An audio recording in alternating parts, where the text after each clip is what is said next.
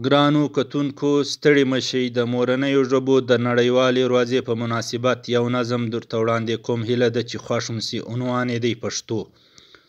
پښتو ژبه ده ښه ژبه، پښتو ژبه ده ښه ژبه، تر شکرو خوږه ژبه. دا به لیکم دا به وایم، دا به لیکم دا به وایم، دا به ستایم دا به ستایم. زه به دې ته رڼا ورکړم، زه به دې ته رڼا ورکړم، زه به دا په څېر د لمر کړم.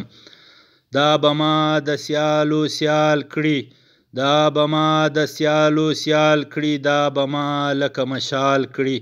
هر یو غولی به روښان کړم، هر یو غولی به روښان کړم، هر یو کلی به ودان کړم. د وطن خاوره به زر کړم، د وطن خاوره به زر کړم، له زرې به یې جوړ لمر کړم. له ملتیا مو مننه.